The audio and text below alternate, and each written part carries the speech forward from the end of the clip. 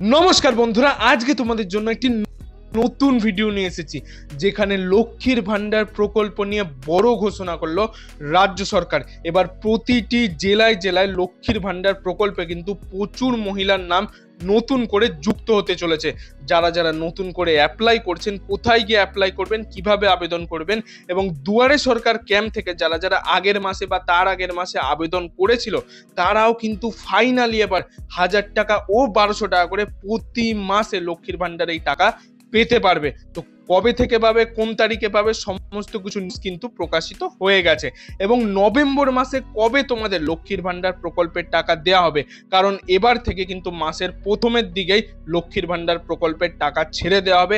আর দেরি করা হবে না। কবে ও কোন তারিখে তোমরা টাকা পাচ্ছ সমস্ত কিছু আজকের এই ফুল ভিডিওতে আমি তোমাদের সাথে শেয়ার করে দেবো। তো ভিডিওটিকে অবশ্যই তোমরা সম্পূর্ণ দেখার চেষ্টা করো। আমরা সরাসরি সেই নিউজ বা আপডেটটিতে চলে যাচ্ছি এবং এখানে তোমরা দেখতে পাচ্ছ আমরা সরাসরি সেই নিউজ বি আপডেটটিতে চলে এসেছি। এখানে উপরের হেডলাইনেই বলে দেওয়া রয়েছে মমতার লক্ষ্মীর ভান্ডার প্রকল্পের উপভোক্তার সংখ্যা 2 কোটি ছাড়িয়ে গেল, নতুন আরো 9 লক্ষ নাম যুক্ত হলো। নতুন করে আরো 9 লক্ষ উপভোক্তার নাম অর্থাৎ লক্ষ্মীর ভান্ডার প্রকল্পে যে মহিলাদের নাম আরো নতুন করে যুক্ত হয়েছে। 2021 সালের বিধানসভা ভোটে মমতা বন্দ্যোপাধ্যায়ের অন্যতম প্রতিশ্রুতি ছিল এই লক্ষ্মীর ভান্ডার প্রকল্প। তৃতীয়বার মুখ্যমন্ত্রী পদে শপথ নিয়ে তা বাস্তবায়িত করেছিলেন তিনি। এবার সেই প্রকল্পে উপভোক্তার সংখ্যা 2 কোটি ছাড়িয়ে গেল।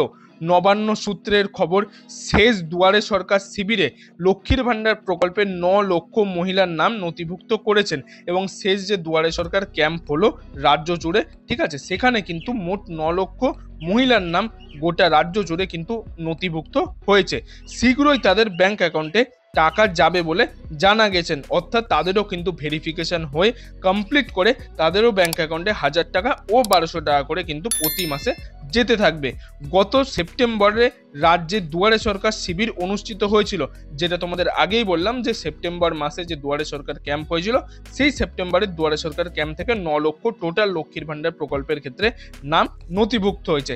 তার আগে লক্ষ্মীর ভান্ডার প্রকল্পের উপভোক্তার সংখ্যা ছিল 1,98,27,021 জন। এই 9 লক্ষ যুক্ত হয়ে তার 2 কোটি ছাড়িয়ে গেল।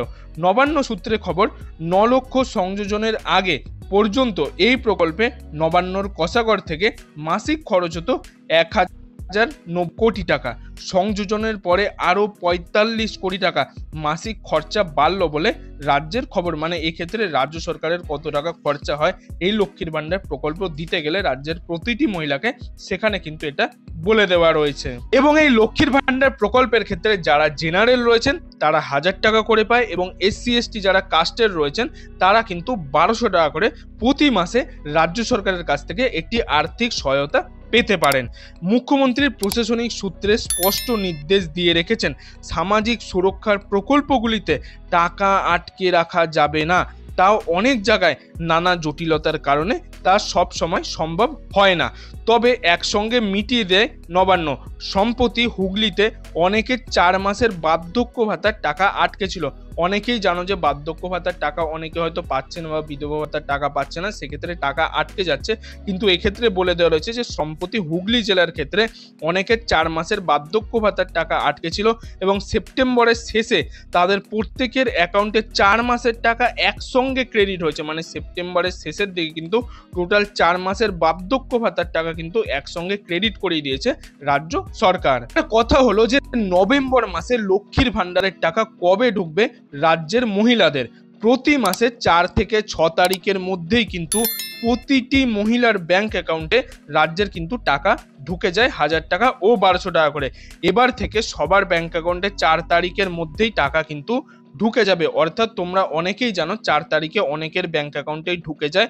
যারা যারা এখনো পর্যন্ত জানো না বা অনেকের ফোনে মেসেজও চলে আসে বা তোমরা ব্যাংক অ্যাকাউন্টের বইটাকে আপডেট করালেই দেখতে পাবে যে 4 তারিখ কিংবা 5 তারিখের মধ্যেই কিন্তু ম্যাক্সিমাম মহিলাদের ব্যাংক অ্যাকাউন্টে 1000 টাকা ও 1200 টাকা করে দিয়ে দেওয়া হয়। এবং যে সমস্ত মা বোনেরা এখনো পর্যন্ত টাকা পান না বা 4 থেকে 6 তারিখের মধ্যে যাদের ব্যাংক অ্যাকাউন্টে টাকা ঢোকে না, ম্যাক্সিমাম কিন্তু 10 তারিখের মধ্যেই তাদের ব্যাংক অ্যাকাউন্টে এই লক্ষ্মীর ভান্ডার প্রকল্পের টাকা দিয়ে দেওয়া হয় এবং তারই সঙ্গে বার্ধক্য ভাতা, বিধবা ভাতা বা প্রতিবন্ধী ভাতা যারা যারা পেয়ে থাকেন তারাও কিন্তু সেই সমস্ত সুবিধাভোগীরা 5 থেকে 15 তারিখের মধ্যেই তাদেরও ব্যাংক অ্যাকাউন্টে দিয়ে দেওয়া হয়। এবং তোমরা বার্ধক্য ভাতার ক্ষেত্রে এখনই আমি দেখালাম, দেখতে পেলে হুগলি জেলার ক্ষেত্রে কিন্তু 4 মাসের টাকা একসঙ্গে সেপ্টেম্বর মাসের শেষের দিকে রাজ্য সরকার দিয়ে দিয়েছে এই বার্ধক্য ভাতার টাকা।